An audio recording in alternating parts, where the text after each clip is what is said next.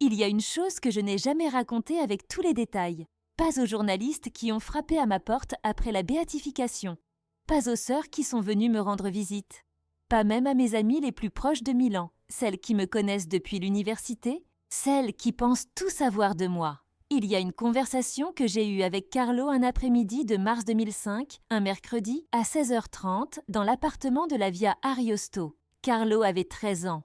13 ans. Et il m'a dit quelque chose sur le pardon qu'aucun philosophe, aucun thérapeute, aucun des centaines de livres que j'avais lus dans toute ma vie n'avait réussi à me dire. Pas parce que c'était une idée nouvelle, mais parce que quand il l'a dit, j'ai senti. Et sentir est complètement différent de comprendre. Je dois vous raconter ça parce qu'il y a des gens qui portent ce que je portais. Et je sais que ça semble impossible de lâcher. Je sais que ça semble que lâcher serait se trahir soi-même. Je sais, parce que c'était moi. Pendant 11 ans, c'était exactement moi. Je m'appelle Antonia Salzano. En 1994, j'avais 24 ans et je construisais ma vie avec une légèreté qui me semble aujourd'hui appartenir à une autre femme. Je venais de terminer ma licence de philosophie à l'Università Cattolica de Milan avec une dissertation sur la phénoménologie de Husserl que mon directeur avait qualifiée de rare pour une étudiante aussi jeune.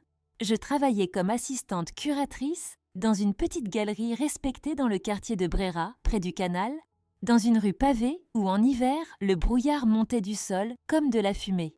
J'aimais ce travail. J'aimais l'odeur de toile et de vernis, j'aimais les conversations avec les artistes, j'aimais cette sensation d'être au centre de quelque chose qui comptait. Carlo n'avait que 3 ans à l'époque. Nous venions de nous installer définitivement à Milan après la naissance à Londres. Il était né le 3 mai 1991 pendant que mon mari Andrea travaillait temporairement pour une banque là-bas. Et notre vie dans l'appartement de Brera était en train de trouver son rythme. Carlo était un garçon joyeux, curieux, débordant d'énergie. Et à cette époque, je ne savais pas encore qui il serait. À cette époque, il était simplement mon fils, et ça suffisait amplement.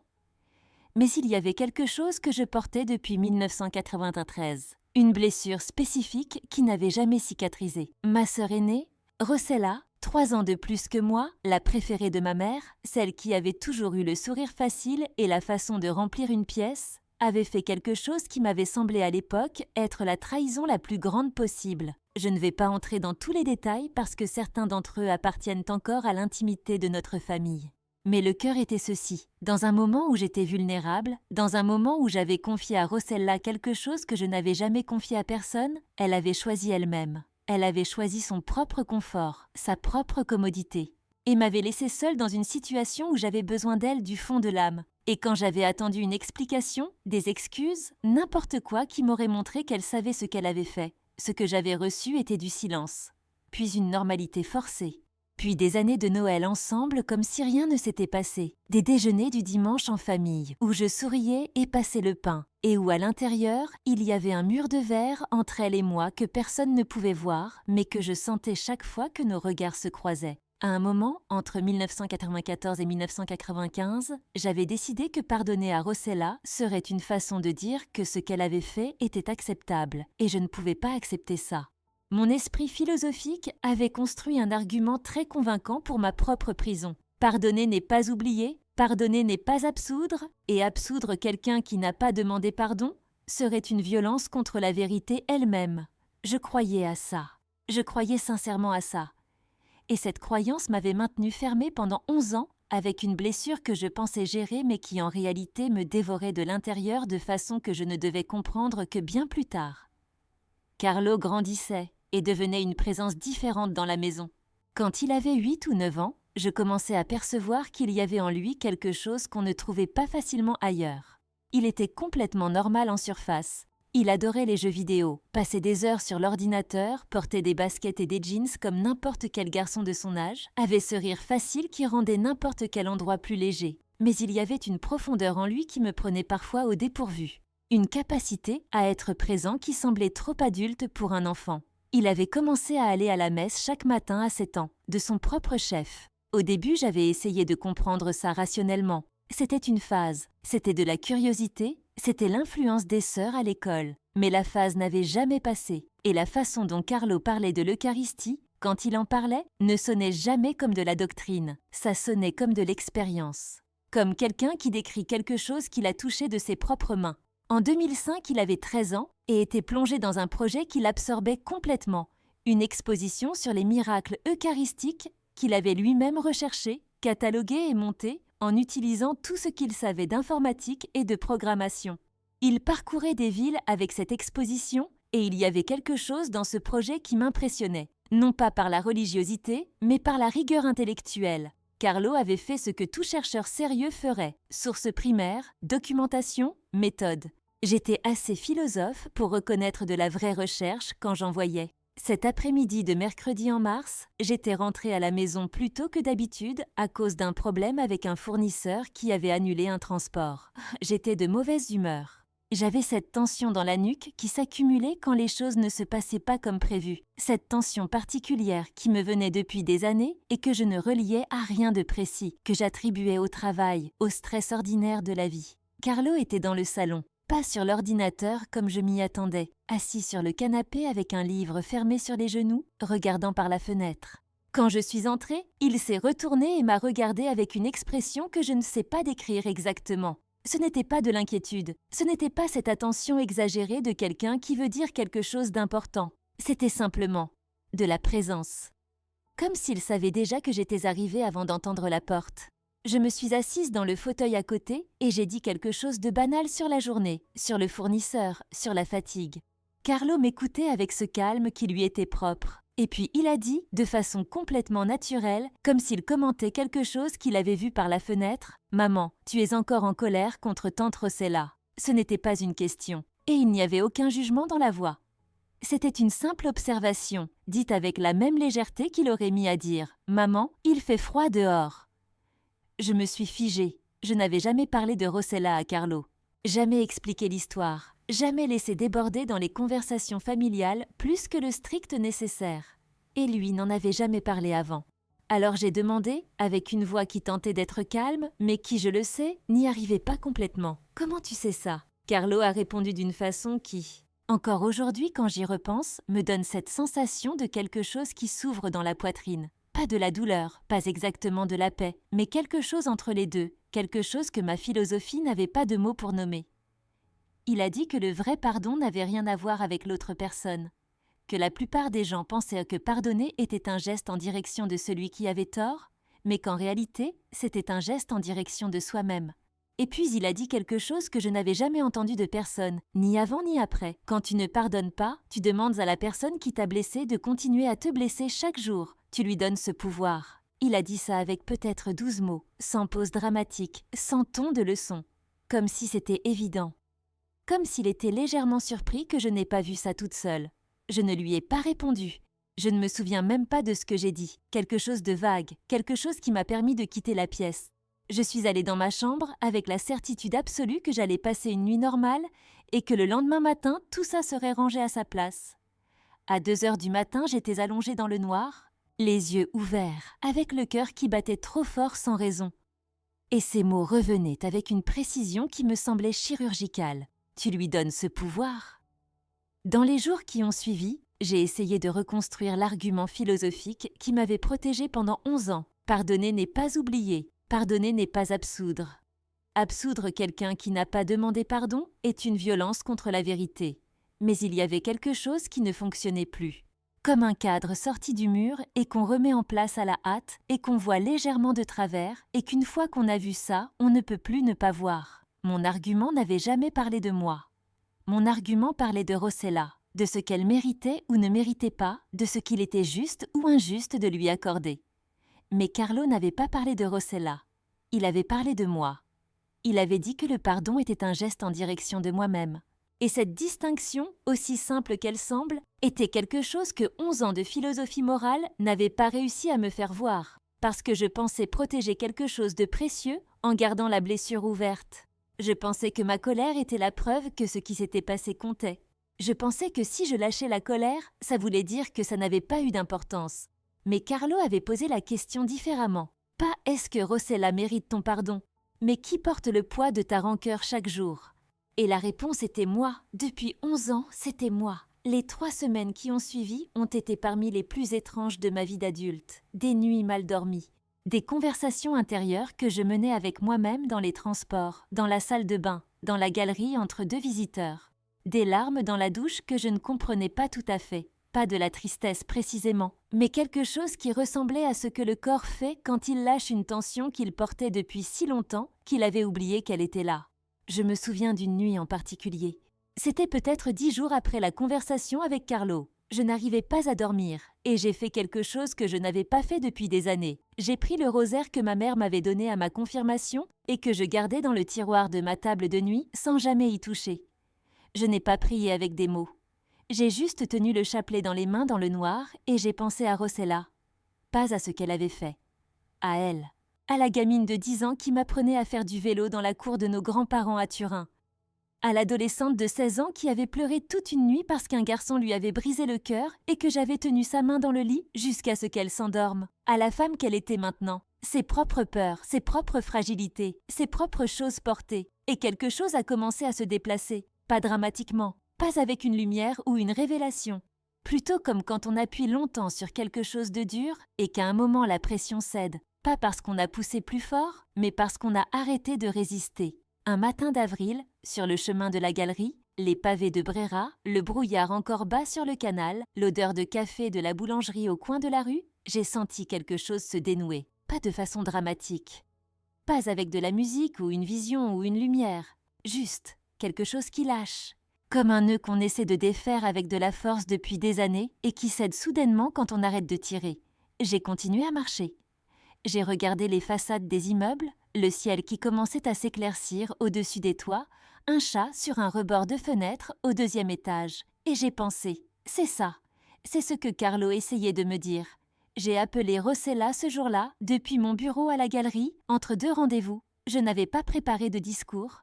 Je n'avais pas préparé la conversation que j'avais imaginé avoir pendant 11 ans. La conversation où je lui dirais ce qu'elle avait fait, où elle reconnaîtrait, où je pourrais enfin obtenir ce que j'attendais. J'ai appelé simplement pour dire que je voulais déjeuner avec elle. Et au déjeuner, je n'ai rien dit de ce que j'avais répété. Je l'ai juste regardée. Je l'ai regardée comme une sœur, pas comme une débitrice. Et au milieu du repas, sans que j'aie dit quoi que ce soit qui l'aurait justifié, Rossella a commencé à pleurer. Les larmes sont venues sans prévenir, et elle a dit qu'elle portait une culpabilité depuis des années qu'elle n'avait jamais réussi à nommer. Elle a demandé pardon pour des choses précises, des choses que je n'avais jamais mentionnées, des choses spécifiques qui m'avaient blessée et qu'elle ne pouvait pas savoir que je savais, qu'elle connaissait, que j'avais besoin d'entendre. Comme si quelque chose entre nous avait communiqué sans mots, au moment exact où j'avais lâché la colère en moi. Je vous raconte ça maintenant. Tout ça, les détails que je n'ai jamais dit, parce que Carlo est parti le 12 octobre 2006, à 15 ans, parce qu'il a été béatifié le 10 octobre 2020 à Assise. Parce que depuis que le monde a appris qui il était, des gens me posent des questions sur lui et attendent que je parle de miracles, de visions, de signes extraordinaires. Et le signe le plus extraordinaire que Carlo m'a laissé ne s'est pas passé dans une église. Il ne s'est pas passé avec de la lumière ou des larmes ou quelque chose qu'on peut photographier. Il s'est passé un mercredi après-midi à 16h30 dans notre salon avec un garçon de 13 ans assis sur un canapé avec un livre fermé sur les genoux qui m'a dit en 12 mots quelque chose que 11 ans de philosophie n'avaient pas réussi à m'atteindre. Mais avant de vous dire tout ce que j'ai compris depuis, sur Carlo, sur ce qu'il était vraiment, sur pourquoi cette conversation avait pu avoir lieu de cette façon, je dois vous parler de l'intervalle, des 18 mois entre ce mercredi de mars et le 12 octobre 2006. Parce que quelque chose a changé dans ma façon de voir Carlo pendant ces mois-là, et cette transformation-là est aussi partie de ce que je dois vous raconter. Après le déjeuner avec Rossella, quelque chose dans ma relation avec Carlo s'était aussi modifié. Pas dans notre quotidien, pas dans les conversations ordinaires, pas dans la façon dont il continuait d'être ce garçon en jeans et baskets qui riait fort et passait des heures sur l'ordinateur. Mais dans la façon dont je le regardais, dans l'attention que je lui portais. Je commençais à voir des choses que j'avais peut-être vues sans les enregistrer. La façon dont il entrait dans une pièce et semblait voir les gens qui s'y trouvaient vraiment. Pas leur surface, pas leur rôle social, mais eux. J'avais une amie, Federica, qui était passée pour prendre un café à la maison pendant une période difficile de sa vie, une période dont elle ne parlait pas, qu'elle gérait avec cette discrétion italienne qu'on apprend tôt. Carlo avait 16 minutes passées dans la pièce avec elle, avait dit 2 ou 3 choses légères, rien de particulier. Et Federica m'avait appelé le soir pour me dire, avec une voix que je n'avais jamais entendue chez elle, une voix légèrement déstabilisée, Ton fils m'a dit quelque chose cet après-midi. Je ne sais pas comment il savait, mais il savait. La façon dont il parlait des animaux. Il y avait un chien dans l'immeuble, un vieux labrador beige appartenant à une dame du 5e qui ne sortait plus beaucoup. Carlo descendait parfois le sortir. Il revenait avec ce chien qui marchait différemment à côté de lui, plus lentement, plus posément, comme s'il écoutait quelque chose. Je n'ai jamais su si c'était le chien qui s'adaptait à Carlo, ou Carlo qui s'adaptait au chien, et la façon dont il travaillait. Je suis entrée dans sa chambre un soir vers 22h pour lui dire d'éteindre l'ordinateur et de dormir. Et il avait les yeux fixés sur l'écran avec une concentration que j'avais vue chez des chercheurs universitaires, mais jamais chez un adolescent. Il cataloguait des témoignages pour son exposition sur les miracles eucharistiques, des témoignages du monde entier, qu'il vérifiait source par source, qu'il annotait avec une précision qui aurait été remarquable pour un étudiant de master. Et il avait levé les yeux vers moi avec ce sourire qu'il avait, ce sourire qui ne demandait rien, et avait dit « Encore 10 minutes, maman ». Je suis restée dans l'encadrement de la porte à le regarder pendant ces 10 minutes sans qu'il le sache. Et j'ai pensé à ce qu'il m'avait dit en mars. Et j'ai pensé à Husserl, à la phénoménologie, à cette idée que la conscience n'est jamais vide mais toujours conscience de quelque chose. Intentionnalité, il appelait ça. La conscience qui vise toujours un objet. Carlo était comme ça, mais à l'envers. Ce n'était pas lui qui visait les choses. C'était les choses, les gens, les situations, les douleurs cachées qui semblaient le trouver. En mai 2006, les maux de tête ont commencé. Je ne vais pas vous raconter les détails médicaux parce qu'ils appartiennent à une douleur que j'ai appris à porter différemment depuis et les décrire avec des mots cliniques ne leur rend pas justice. Ce que je vais vous dire, c'est ça. Quand le docteur Morandi a prononcé les mots « leucémie myéloïde aiguë », j'ai senti quelque chose se fermer dans ma poitrine d'une façon que je ne savais pas que c'était possible. Un froid, pas de la peur exactement.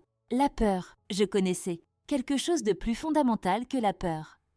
Quelque chose qui ressemblait à l'impossibilité.